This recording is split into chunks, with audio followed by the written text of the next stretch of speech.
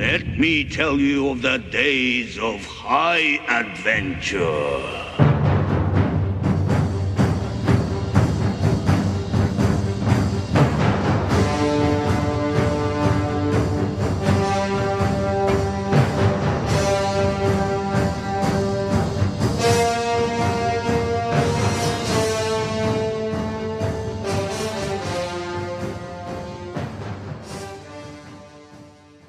Hey there nation, welcome to the show where we help you to play miniatures wargaming on a budget. It is I, Commander CheapSkate, and we are back with another episode of the Golden Age, our weekly series of Warhammer Fantasy Battle Reports. And this is Battle Report number 3, it is a 3,000 point art battle, and this one is a really special one to us because we are now finally using our Khorne Legion of Chaos army that we've been putting together on this channel.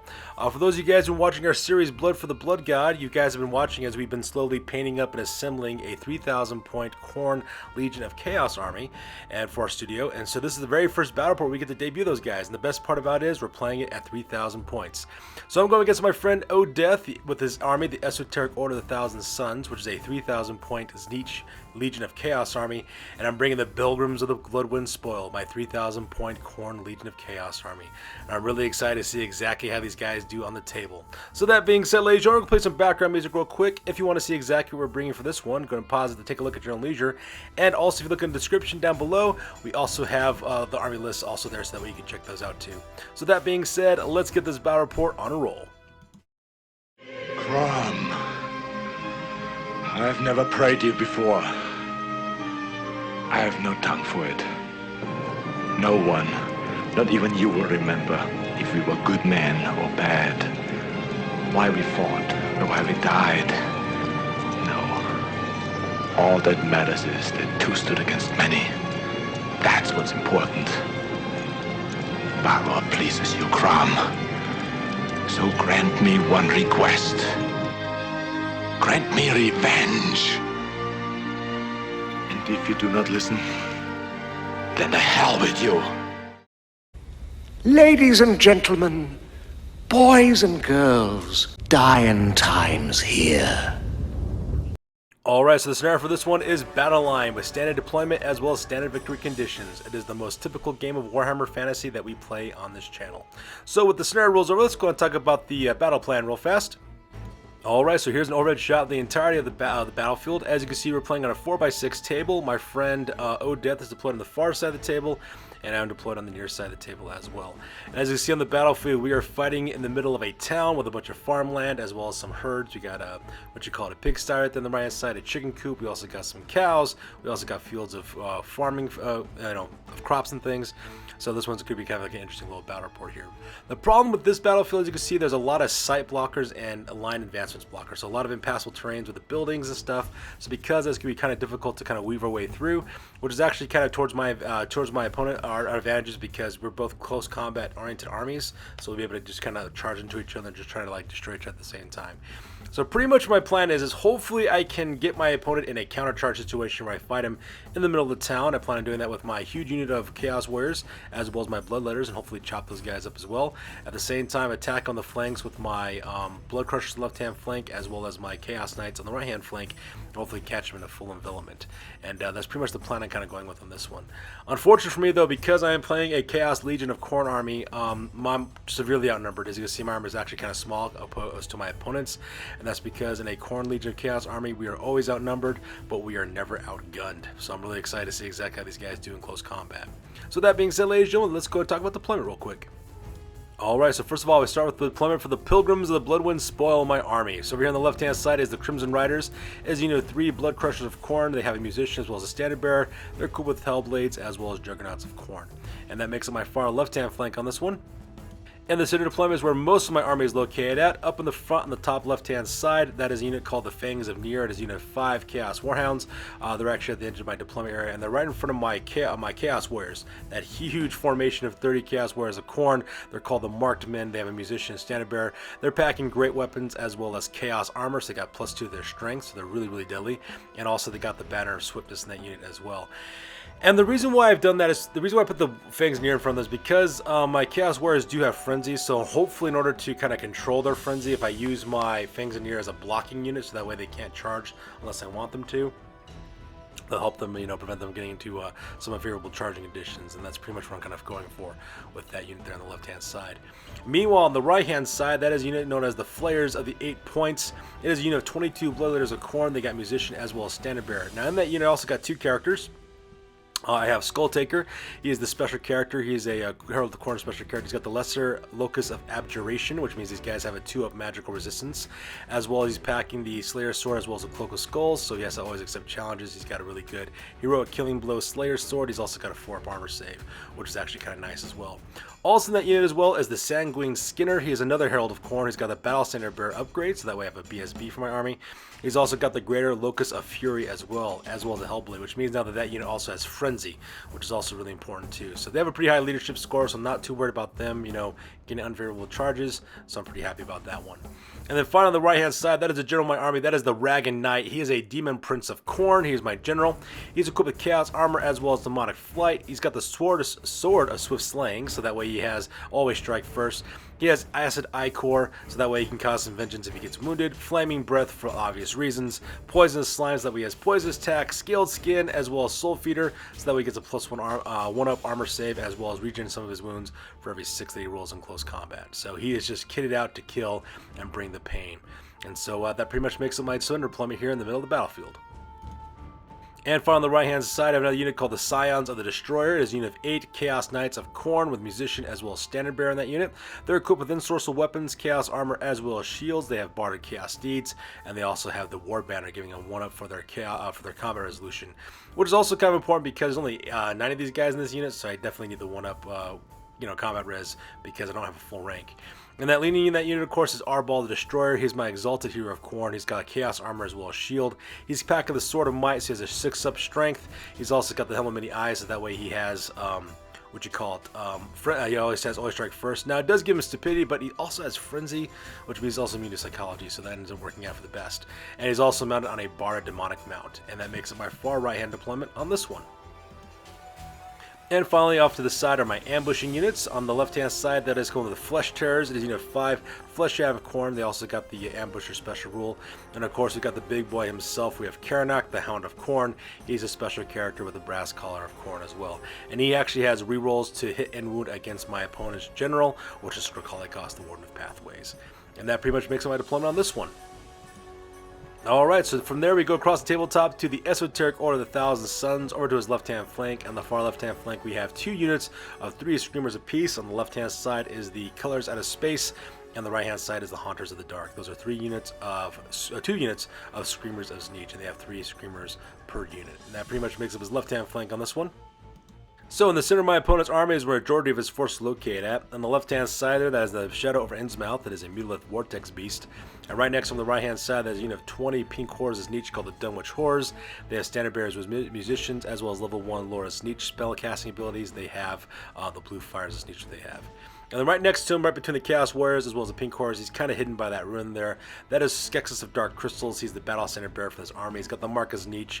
He's also got a hand weapon, Flail, Chaos Armor, as well as riding a Disc of Tzeentch.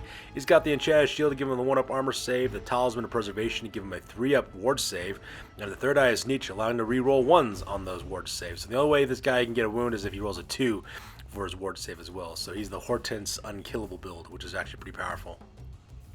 Right next to him on the right-hand side, that is the Stormlords. Is a unit of 30 Chaos Warriors of Tzeentch with full command. They have halberds, shields, as well as Chaos Armor. They also got the Banner of Swiftness.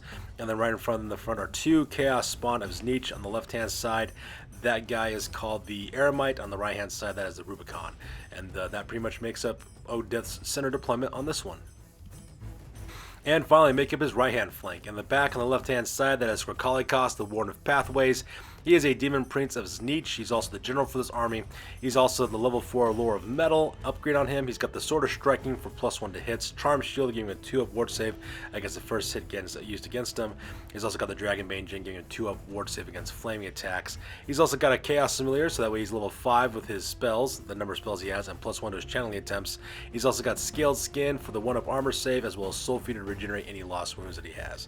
And then right in front of him on the left as well as right hand side respectively are 2 Exalted Flamers of Tzeentch. The left hand side one is called the Rune of Sarnath, the right hand one is called the Quest of Iranon. And then finally making up his far right-hand flank as well, we have the Second Sons. It is 10 Chaos Knights as Tzeentch, with Musician and Standard Bearer. They have ensorcel weapons and Chaos Armor and Shields, and they also got the War Banner, giving them +1 to their combat res. And that pretty much makes up Odeth's deployment on this one. So with deployment over with, we go directly to the top of turn number 1, and both Odeth and I roll off for initiative to see who will go first. Oh, and I forgot to mention, we also had to roll for Ascension to see which Chaos guy was an Ascension on this one. In this case, I won the roll-off, so because that core is an Ascension, which means that all the instability rules for all my demons no longer applies, which is always a good thing. So, with the Ascension rule over with now, we go directly to the top of turn number 1. And as you can see in this photo, I got to go first. So turn number 1 belongs to the Legion of Khorne on this one. And on this one, I just kind of marched up as quickly as I could in the center and kind of moved it kind of gingerly on my flanks.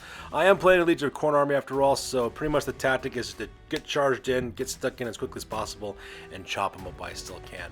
So the first thing I did is I actually marched up my Fangs of Nyr, put them right directly into the middle of the battlefield between the well as well as that orange roofed house on the left hand side. So that way it kind of bottlenecks my own troops. I've done that so that way I don't get any charges off by failing any frenzy tests. I really wanted to control my charge on this one, and my Fangs of Nyr can help me do that because obviously I can't charge at something if something's blocking my way, and that's pretty much what I'm kind of going with on that part as well. And plus, if anything happens to the Fangs of Nyr, no harm, no foul, because, they're just 5 Chaos Warhounds. And then after I'd done that, of course, I marched up my 2 units of infantry. On the left-hand side, I marched up the marked men. They move forward 10 inches between the black roofed building in the center of the battlefield, as well as the orange one on the left-hand side. I also march up the my flares, the 8 points, and they kind of locks up with them between the farm there on the right-hand side, as well as the house on the left-hand side. Now, if you're wondering what happened to the pigsty, of course, is back a little bit, and that's represents the fact that they're going through that, through that terrain piece. At the same time, I also march flew my general, the Ragged Knight, over behind the church there on the right-hand side, so that way he can start putting some pressure on the right-hand flank for my opponents. Now, as for my left flank, I pretty much just moved up my Khorne Blood Crushers. I just kind of really didn't move them at all. I just left them exactly where they're at, and the reason why is because I'm worried about those colors out of space. Those guys have those Lamprey attacks where that gives them, additional D3 hits against you because I know I'm kind of a large target, so I just kind of left them there. My hope is that my opponent will move forward and I can counter charge and then, kill those guys and take them on in close combat and destroy them properly. At the same time, the right-hand side, I only move up my Scions of the Destroyer as well as Arbol Destroyer, their normal movement allowance. Just moving between the forest there as well as the farm, so that way I can get a good counter charge off against the Second Sons. And that pretty much makes a move phase on this one. So here's a close-up of my Blood Crushers from the Crimson Riders, just kind of standing their ground because they really don't want to be counter-charged against by some Screamers as Tzeentch. And here's a close-up of the marked men as well as the Fangs of Nyr making their way towards directly the center of the battlefield, so that way they can throw it down with my opponents. And here's a close-up of the flares, the 8 points, as well as the Ragged Knight moving into position, so that way they can start fighting folks in the center of the town square. And finally, here's a close-up of the Scions of the Destroyer moving up between the farm as well as the forest. That way I can get a good flank charge against my opponent as well. And that pretty much makes up my entire turn. I don't have a magic phase because I'm Khorne, and Khorne doesn't play that game. I skip the shooting phase because I have no shooting elements, and of course no one's engaged in close combat. So that pretty much ends turn number 1 for the Legion of Chaos of Khorne. So that being said, we go directly to the bottom of turn number 1 for the Tzeentch Legion of Chaos. And as you can see from this overhead shot of the entirety of the battlefield, Odeth starts to move up as quickly as he can as well. After all, he is playing a Chaos Legion of Tzeentch army, so for him the tactics aren't really all that complicated. He's like me, he has to get stuck in quick and also get in close combat on that part as well. So the first thing he actually does, he actually just marches everything up for the most part. He march flies the colors out of space as well as the Hunters of the Dark around that chicken coop there, trying to get off a good nice little pincer charge against my Blood Crushers. At the same time, he also marches up the Shadow of Innistrad as well as the Dunwich Horrors and the Stormlords directly into the center of the battlefield between the ruins, as well as the Farmers' Fields kind of getting ready to get stuck in. At the same time he does that, he also moves up both of his Chaos Spawns. So the Rubicon as well as the Eremite, they move up 2d6 inches forward. The Rubicon starts making his way directly towards my Flares the 8 point to act as a speed bump in order to protect his Stormlords from my Bloodletters. At the same time, he also moves up on the left-hand side the Eremite as well, getting ready to get in a nice little position there to take on my my Fangs of Nyr. While that's occurring, of course, he march flies his Battle Standard Bearer Skesis Dark Crystals right behind the church. You may not be able to see him on this photo because he's on the side of that. And meanwhile, on the far right-hand flank, he does march fly his general Skra'kalichaust, the Warden of Pathways, into that cornfield there on the right-hand side, and he also moves up the Quest of Irnan as well as the Doom of Sarnath. Just moves them up their normal moon allowance, so that way they can start getting out some shots with their flaming attacks directly into my second sons. Sorry, not my second sons, into my Scions of Destroyer. Oddly enough, he does not move up the second sons. He keeps them exactly where they're located at. He has no need to move those guys, and he keeps them directly there. And that pretty much makes the move phase on this one. So here's a close-up of the colors out of space as well as the Hunters of the Dark getting ready to bring the pain onto my Blood Crushers of Khorne. At the same time, you can see on the top there the Shadow of Innistrad make its way across the battlefield. And finally, here's a close-up of the center lines of the Stormlords as well as the Dunwich Horrors taking up cover positions around those ruins. You also see the Eremite making his way directly towards the Fangs of Nier, as well as the Rubicon making his way towards the Flayers of the 8 Points. And here's a close-up of the other side of the church where you can see Skesis of Dark Crystal has marched flown across the battlefield and taking cover behind that little church there. And so that's where he's located at. And finally, here's a close-up of the Quest of Sarnath as well as the Quest of Irnan as well as the Doom of Sarnath, moving up as quick as they can so that way they can start doing some shooting. You can see the second sons who are just standing their ground, as well as Skra'kalichaust, the Warden of Pathways, who is flown into the middle of that cornfield. And that pretty much makes up the move phase on this one. So the move phase over with, we go directly to the magic phase. And in the magic phase, it was all kinds of sad for my Fangs in the year. My war puppies got destroyed, totally is what ended up happening. My opponent decided to cast Blue Fire Tzeentch from his Dunwich Horrors across the battlefield there. I decided to let that best spell go through because I was more worried about his Lore of Metal spells from getting done. So because of that, just like that, kapoof, my war pups got evaporated and got killed to the last man. Luckily for me though, my units are all frenzied, so they're immune to psychology, so things like that don't affect them too badly. And because of that, 2 more Pink Horses Tzeentch managed to get lighted up to the units as well. So because of that, boom, 2 more pop up because that's the way the lore attribute works for the spells going off as well. Now the rest of the magic phase is pretty much lackluster for my opponent. I was able to dispel all of his spells, and the ones I wasn't able to dispel, I was able to use magical resistance on. So because of that, everything is gravy and nothing is bad at this point. So with the magic phase, we go directly to the shooting phase, as hard as that may believe. And the shooting phase, the Doom of Sarnath as well as the Quest of Irnan opened up directly onto my unit of the Scions of the Destroyer. When it was all said and done, they did manage to kill one of my guys, which is actually kind of sad about that part. However, what ended up happening is that even though they caused wounds for the most part, though, I got to take a toughness check, and because of that, I managed to get regen off. I managed to pass my toughness check to a problem. So now because of that, my unit now actually has 5 up regen on that unit, which is pretty awesome considering because of the Warp Flame rules that this Tzeentch player has to worry about. What ends up happening is when you attack your opponent with Warp Flame, if you take a wound, you just take a toughness check, and of course, if you pass your toughness check, you get regen 6 up. And if you already have that the first time around, and it happens again a second time, you boost up that one for the rest of the game. So now this unit of Chaos Knights has a 5 up regen save, which is just all kinds of awesome for me, not so great for my opponent, which is kind of sad for him. So because the shooting phase is over with, we skip the combat phase because nobody's engaged in close combat. We go directly to the top of turn number 2 for the Legion of Chaos of Khorne. Alright, so that takes directly to the top of turn number 2 for the Legion of Khorne. As you can see in this video and this photo, I just kind of brought it to my opponents for the most part. And the reason why is because of failed leadership tests for the most part. Well, first of all, I'll start with the left-hand side. On the left-hand side, the first thing I decided to do is declare a charge with my Blood Crushers of Khorne. I declared a charge against the colors out of space originally. Now, my opponent decided to flee as a result of that, and they actually got back a decent amount of inches. The problem, though, was that they fled directly right between the Pink Horrors as well as my unit of Chaos Warriors. We're going to talk about how that's a problem here in a second. I then, of course, declared a charge against the Hunters of the Dark, and my opponent decided to flee with those guys as well. Unfortunately, when you rolled for the fleeing result for those guys, they only went forward like 3 inches. So because of that, they're well within the charge range of my unit, the Blood Crushers. So because of that, when I decided to commit my charge with my Crimson Riders, they were able to catch up to those guys, and they chopped down the Hunters of the Dark to the last man, which is really, really awesome. Now, unfortunately for me, though, my Chaos Warriors decided how to charge directly into the Pink Horrors.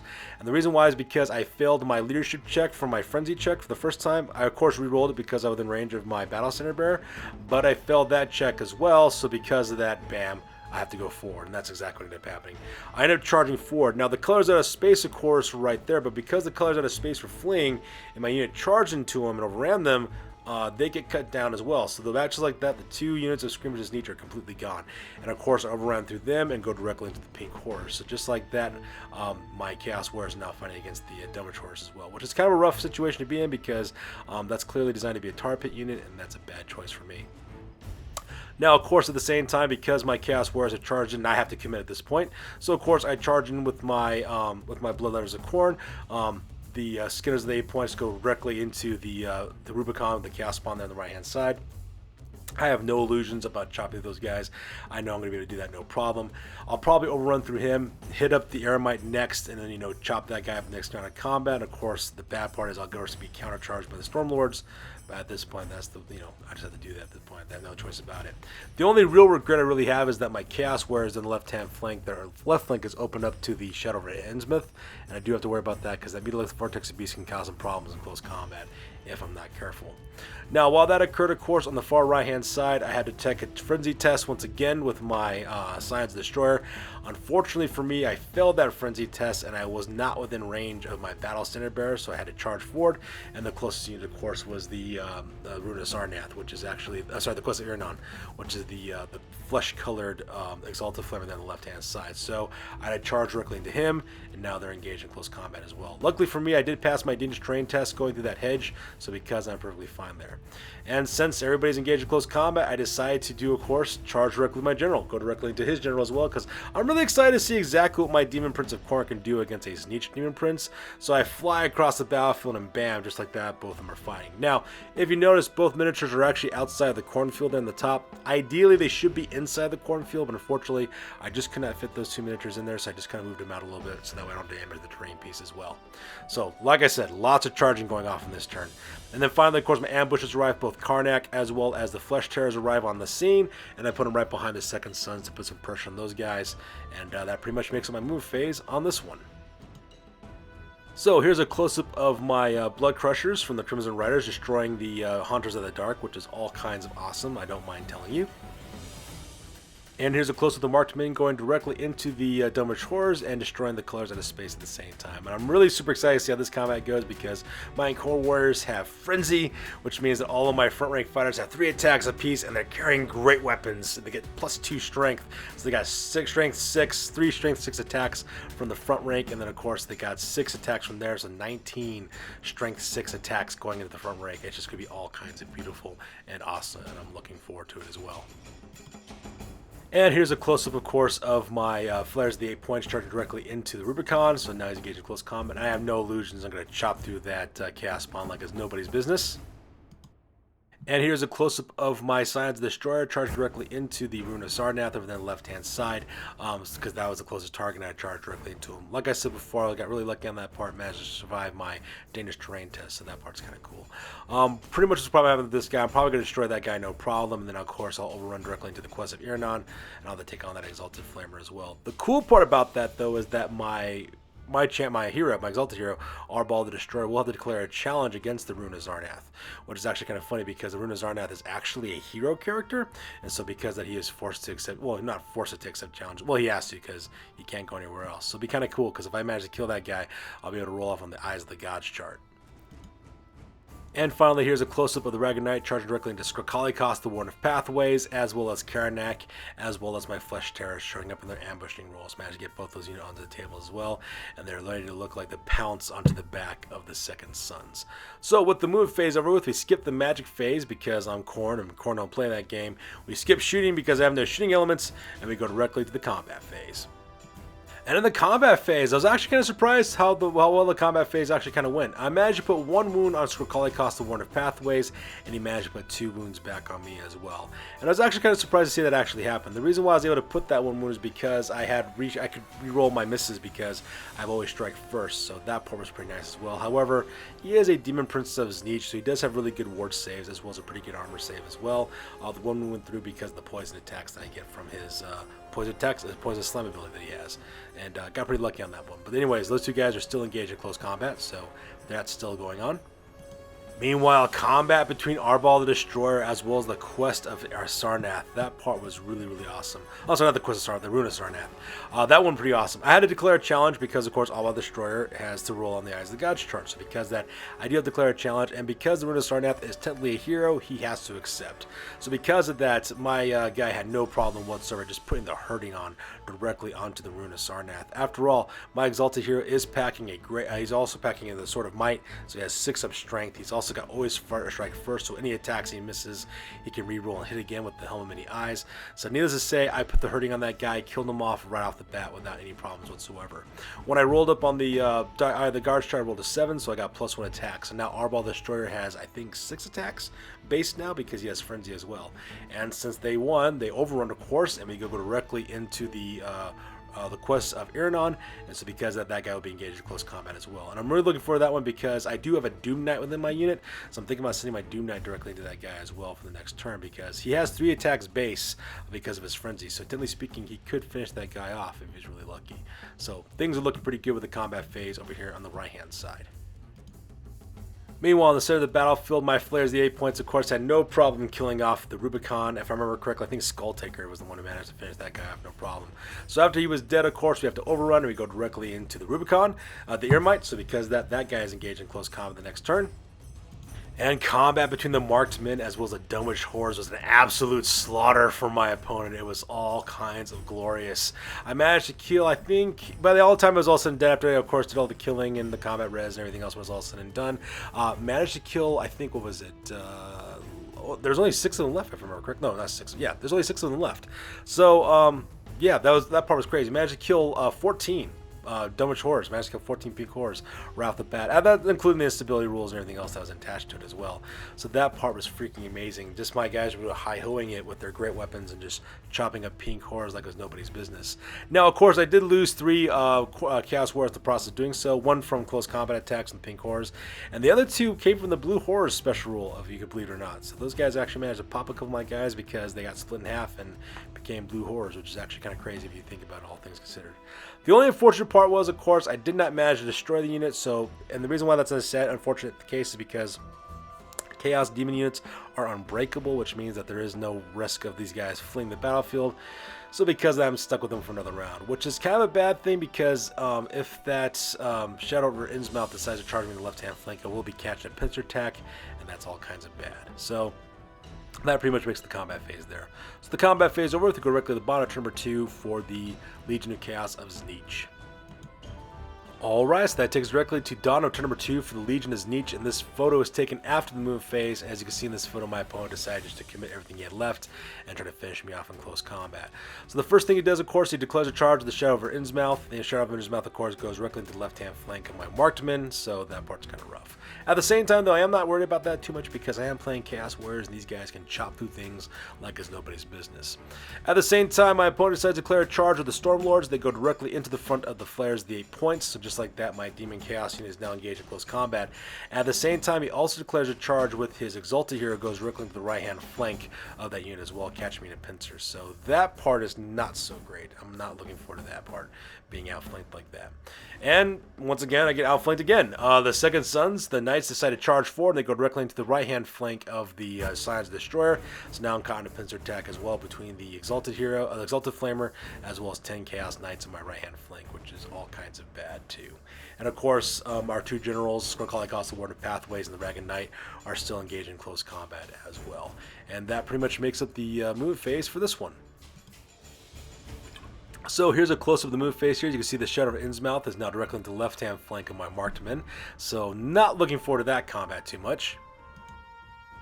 And here's a close-up of the Stormlords going directly into my Flayers, the 8 points. And I'm actually kind of excited to see how that combat goes because my Bloodletters still have Frenzy. So they all have like 2-up attacks, which is pretty nice as well. Plus Karanak also has Frenzy as well, so that'll be kind of interesting to see exactly how that goes off.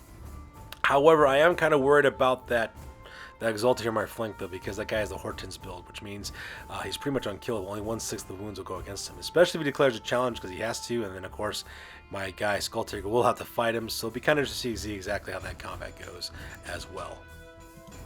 And here's a close-up of the Second Son, charged directly into the right-hand flank of my Scions Destroyer. As you can see, they were also engaged with the quest of Iranon as well up in the front. And finally, here's a close-up of the Dragon Knight as well as Skra'kalichaust, the Warden of Pathway, still engaged in close combat and still fighting out to see which of these Demon Princes is actually better. So, with the movement phase over with, we go directly in the magic phase. It ends up being a wash for my opponent. He was able not to get any single spells off, was able to dispel the ones he was able to do, so that part was kind of nice. We skip shooting phase because everybody's engaged in close combat, and we go directly to the combat phase. Alright, so starting with the combat phase, there on the right hand side, managed to put another wound off directly onto Skra'kalichaust, the Warden of Pathways, which is all kinds of awesome for me. He also didn't cause any damage back, so that part was pretty awesome as well. The nice thing about this combat is that my Ragged Knight was able to reroll misses because he's got the Always Strike First ability while my opponent does not, so that part was kind of cool as well. So still a stalemate between these two giants of Chaos Wrath as they're continuing to fight each other there on the right hand side of the battlefield. Meanwhile, combat over here with my Signs of the Destroyer was actually pretty good. Not going to complain about that one too much. So first thing, of course, I have to do is I have to declare a challenge because I have characters in my unit. But this time, though, instead of declaring a challenge on Arbol Destroyer, I declare a challenge with my Doom Knight. My Doom Knight basically takes on the Rune of Zarnath. So because of that, the Quest of Aranon. So because of that, my Doom Knight as well as his Exalted Flamer had to fight it out. And of course, my Exalted Flamer got just destroyed right off the bat. And the reason why is because he has Sorcerer Weapons. I got 5 up strength. He's got 3 attacks. Just chopped through all 3 of those wounds of his. And of course, when he came for his ward saves, my opponent rolled a bunch of 1s and 2s. So just like that, he gets destroyed. And also, my Doom Knight also gets +1 attack as well when he rolled off on the Eye of the Gods chart, which is kind of nice. I then decided to attack with my hero, my Exalted hero. Arbol Destroyer decided to throw his attacks directly into the right hand flank against his second sons. Managed to kill 2 of those guys right off the bat, which is all kinds of awesome as well. Meanwhile, the second sons, of course, tried to counterattack, but unfortunately for my opponent, though, he just wasn't able to cause any wounds. And the reason why is because of that 5-up regen save. That 5-up regen save managed to save my life on this one, which is all kinds of awesome instead. So because of that, I actually won combat, all things considered. And since I won combat, I did a quick combat reform real quick. So because of that, now the Signs of the Destroyer as well as the second sons are now facing off each other directly in close combat. And it's really cool to see exactly watching Chaos Legion armies fight other Chaos Legion armies. It's actually really interesting to see how it breaks down. So that part was really cool. Meanwhile, close combat here in the middle of the battlefield between the Flares of the 8 Points and the Stormlords as well as Skesis of Dark Crystals was kind of not good. It was, it wasn't really that great. I actually lost this combat, all things considered. First thing, of course, is that my opponent issues a challenge with Skesis of Dark Crystal because he has to, because the Eyes of the Gods rule. So because of that, Skull Taker, my Herald of Khorne special character, he always has to accept challenges if one is issued to him. He always has to issue challenges himself. So because of that, he makes way all the way to the bottom right hand corner, and of course he goes against Skesis of Dark Crystals. All things considered, though, yeah, I do lose 1 wound, which part was pretty rough on that part. So that's what that little 1 turquoise dice represent. Skull Taker took a wound, and that's kind of bad because he only has 1 more wound before he dies. The worst part about it was he has Heroic Killing Blow, and I actually rolled a 6 to wound on my attacks against Skesis of Dark Crystals, but because he has that freaking ward save, he was able to stop that heroic blow from going off. He actually rolled a 1 originally, but because he's got the 3rd eye of Tzeentch, he got to re-roll again, and he rolled a 3, so because of that, he ward saved that bad boy, so that part really sucked. No, I don't mind telling you. Now, of course, rest of combat between my Bloodletters against his Chaos Warriors. I did manage to kill, I think, 2 members of his unit. Yeah, managed to kill 2 Stormlords was all said and done, so that part was kind of nice. However, though, he managed to kill 4 of my Bloodletters, so that part was not so great. But at the same time, it ended up being that he won combat. And since he won combat, of course, the reason why he did it was also because I killed off the Eremite, his Chaos Spawn, so that guy got killed, so that part was kind of nice. And since he won combat on this one, he decided to just, refocus his troops and line them up to square off directly against my Bloodletters. And since he won combat in this one, I lost combat. I do lose the Frenzy attribute for my Bloodletters, so now they're all going back to their basic 1 attack apiece, which is actually kind of sad. Meanwhile, over here on the left-hand side, my marked men are freaking unstoppable. Khorne Chaos Warriors with great weapons, man. Those guys just absolutely destroy when it comes to close combat. Unfortunately for me, unfortunately for my opponent, actually, Death, when he decided to attack first the Mutalic Vortex Beast, he just kind of flubbed his rolls for the most part. Only ended up managing to kill 1 of my Chaos Warriors as well. Luckily for me, though, my guys got over their, they have Frenzy, so not to worry about taking any psychology tests because the terror attribute that guy actually caused. So because that managed to lose 1 warrior, then I came with my counterattacks. I decided to counterattack with my left-hand guys against the Mutalic Vortex Beast. I had 4 guys be able to do those attacks, and they were able to chop that guy down because they're great weapons. So that part was pretty nice. And of course, the rest of the front attacks, I just managed to finish off the rest of the Pink Horrors. So just like that, Pink Horrors are dead, so the Dunwich Horror is no longer a problem, and the Shadow Man's Mouth is also dead. I do a quick combat reform to face off against the right-hand side to help out the Flares of the 8 Points, and that pretty much makes the combat phase on this one. So with that, that takes directly to the top of turn number 3 for the Legion of Khorne on this one, and this photo is taken after the movement phase, and I go in for the kill is what I decided to do. So the first thing to do, of course, is I charge in directly into the left-hand flank of the Stormlords with my marked men. Go directly into that unit to get them in a nice little pincer attack in order to finish off that unit as well. At the same time, I'm also charging Khorne. He goes directly into my opponent's general, so Skra'kalichaust, the Warden of Pathways, is now fighting against my general, the Dragon Knight, as well as Khorne. And then I also charge in the Flesh Terrors, my 5 Flesh Hounds, and they go directly into the right-hand flank of the Second Sun. So because of that, that unit now is also caught in a pincer attack as well. And then, of course, I marched up my Blood Crushers of Khorne, the Crimson Riders, are marching up to the left-hand side, so that way they can sweep around that set of ruins and then charge the Stormlords in the back. That's pretty much what I'm kind of going for that one. And that pretty much makes up turn number 3 for its movement phase. So here's a close-up of Khorne going directly into Skra'kalichaust, the Warden of Pathways, because I need to finish off that Demon Prince and get those nice juicy points values for that guy. And here's a close-up of the Scions of the Destroyer, as well as the Second Sun to engage in close combat, with the Flesh Terrors going directly into the right-hand flank of the Chaos Knights of Tzeentch. So I'm really looking forward to exactly how that works out. And here's a close-up of the marked men going directly into the left-hand side of the Stormlords, and I'm really excited to see how that combat goes as well, because great weapon-wielding Chaos Warriors, the Frenzy is just too awesome. And then finally, here's a close-up of my Blood Crushers, the Crimson Riders, trying to move quickly across the battlefield as quick as they can because they want to get involved in the fight as well. So the move phase over with, we skip the magic phase because Khorne armies don't use magic, and I don't have any shooting elements, so we skip the shooting phase, and we go directly to the combat phase. So starting on the right hand side of the combat phase, managed to finally finish off Skra'kalichaust, the Warden of Pathways. I managed to put, I think, 2 more wounds with the Dragon Knight on him, so that part was pretty epic as well. At the same time, I believe my opponent managed to put a wound onto the Dragon Knight as well, so that part was kind of sad. However, I did regenerate one of my wounds because of Soul Feeders, so I was perfectly fine with that, so nothing much happened there. It was actually Khorne, the Hound of Khorne, that managed to put the last killing blow directly onto him, so because of that, Skra'kalichaust, the Warden of Pathways, dies, and my 2 characters, of course, turn 180 for after their combat reform to start moving directly to the opponents there in the center of the battlefield. At the same time, combat between my Scions of the Destroyer against the Second Sun was also devastating as well. I did lose a Chaos Knight for my trouble, so that part was kind of sad. However, it was Arbal the Destroyer was the guy who basically tipped the balance on that one. Arbal the Destroyer managed to kill 3 of his Chaos Knights. My Doom Knight was able to kill 2, and of course the Flesh Terrors, the rest of my Chaos Knights were able to finish them off as well. So we destroyed that unit completely. The Scions of the Destroyer do a quick combat reform, turning 180 to face off to the left-hand side, and same thing happens with the Flesh Terrors as well. Meanwhile, combat, oh my god, combat between these units here was a huge bloodbath for the most part. First of all, Skesis of Dark Crystal and, of course, Skulltaker continue on their fight. Unfortunately for me, I was unable to cause anything on Skulltaker. I wasn't able to do anything to Skesis of Dark Crystal. However, Skesis of Dark Crystal did manage to finish off Skulltaker, so because that he does die, which is really, really sad. So let's take a moment of silence for my character, Skulltaker. Something always brings me back to you. It never takes too long.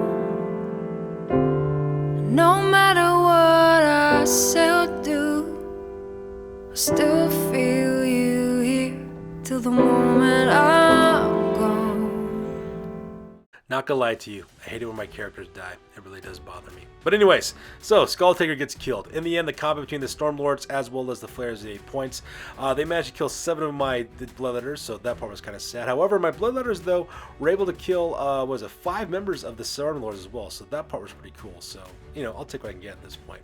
And the reason why the combat was actually so lackluster between them is because combat between the Marked Men as well as the Stormlords was actually pretty crazy. My Marked Men was only able to kill actually 2 of the Chaos Warriors from the Stormlords, so that part was kind of nuts. And they were able to kill 2 of my guys as well, which is actually all kinds of crazy. Needless to say, though, as weird as it may sound, my opponent actually lost this one. The reason why he lost this combat is because my Marked Men, when they charged directly into the left-hand flank of the Stormlords, caused them to be disrupted, which means that they lose their rank bonuses in terms of combat res. So because of that, they're operating at negative combat res, and basically they had to take a break test, and they also had to flee. Retreat! Retreat! Let's get the hell out of here! And sadly for Death, he failed his break test, so he had to run. I think he ran over 7 inches, and of course my marksmen pursued, and they actually ran 4 to 8 inches. So because of that, they just run over those guys and just chop down the Stormlands to the last man. And right now my Khorne warriors are probably drinking their blood and eating the flesh of their enemies, because, you know, that's how Khorne rolls. And because that ended up happening, I decided to do a quick combat reform real quick with my Skinners of the 8 points. And so because they turned over to the right hand side to face off against Skesis or Dark Crystals. But at this point though, Skesis or Dark Crystals the only thing left on my opponent's army on this one. And it's this point that my opponent decides to call a game at this point, because he realized there's no way in heck he's going to be able to win, because all he has left is his Exalted Hero. So that being said, ladies and gentlemen, that takes directly to the end of the game, because this battle port is now officially over. That's it, man. Game over, man. It's game over. Sure, I could have stayed in the past. Could have even been king. But in my own way, I am king. Hail to the king, baby. Alright, so now it's time for the after action report. This is the part of the battle report we talk about what went well, what went poorly, and what we can learn for the next time that we do battle. This is the after action report for the Golden Age Warhammer Fantasy Battle Report number 83, and this one being update victory for yours truly. I managed to score 3,160 victory points, while my opponent was able to score 230 victory points. For my losses, I lost Skulltaker as well as the Fangs of Nier, while Death lost Skra'kalichaust, the Warden of Pathways, the Rune of Sarnath, the Quest of Iranon, the Stormlords, the Dunwich Horrors, the Colors out of Space, the Hunters of the Dark, the Second Sons, the Rubicon, the Eremite, as well as the Shadow over Innsmouth. In the end, this was a huge upset in terms of victory. Khorne armies may be outnumbered, but we are never outgunned. Frenzy. Oh my god, Frenzy was a tipping point in this battle. All the additional attacks really helped, especially when you use for my Markmen, because those guys have 2-up on their great weapons, 2-up strength on that part. Chaos Warriors with Frenzy and great weapons were pretty much able to atomize everything they went up against, especially since they're in that nice little formation of column formation as well. They were able to chop it up really good. I was really impressed to see how much killing power that the unit actually had in close combat. Also, getting that 5-up region save with my Signs of the Destroyer also helped out my Chaos Knights quite a bit. Getting that Warp Flame ability off, giving me that 5-up war save really helped out. Allowed my Signs of the Destroyer to survive the attacks from the Second Sons over the right hand flank of my unit, so that because of that I was able to help them survive. Not to mention destroying the Exalted Flamers in close combat also really helped out that unit as well. Allowed my Chaos Knights to survive being outflanked. Also gave +1 attacks for the Doom Knight as well as for Arball Destroyer, so gave him some pretty interesting free upgrades because of those attacks as well. I was kind of sad about losing Skulltaker. You know, he got killed by Skesis of Dark Crystals, and you know, it's to be expected, especially considering that Skesis is surviving, what is it, only 1/6 of the time, 5/6 of the attacks going against him, he's going to survive statistically because of his ward saves. So, you know, not surprising there, but it still kind of bothers me whenever I lose a character as well. Also really happy with the way how my Rag and Hype performed in this battle report against another Demon Prince named Skra'kalichaust, the Warden of Pathways. I wasn't surprised about how much of a stalemate it was between those two guys. After all, they're pretty much kitted almost exactly the same so it's kind of interesting to see that happen. So at the same time, I was pretty happy how he worked out as well.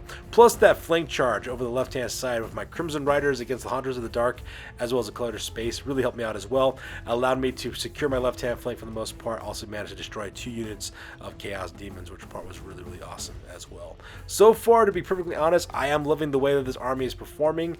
Frenzy is kind of a new thing for me, so I'm getting used to that as well. Also not being able to participate half of the different turns for the game, but at the same time though, it's really fun. I love how so far I was performing on the battlefield, so I'm looking forward exactly to see how it does against future armies as well. In the end, this was a fantastic game against an excellent opponent, and as always, I am looking forward to the rematch. So that's going to do it for this one, you guys. As always, please feel free to like, comment, and or subscribe. Your guys' input is always appreciated. Also, check us out on Facebook, Instagram, as well as blogger.com for all the latest greatest hobby news related to this channel, especially if you're following in Blood for the Blood God, which is the building and painting of this army. You can watch that series. It shows exactly how this army was put together over time. So that's going to do it for this, you guys. We'll catch you guys in the next one. You guys stay classy, and peace out, you guys.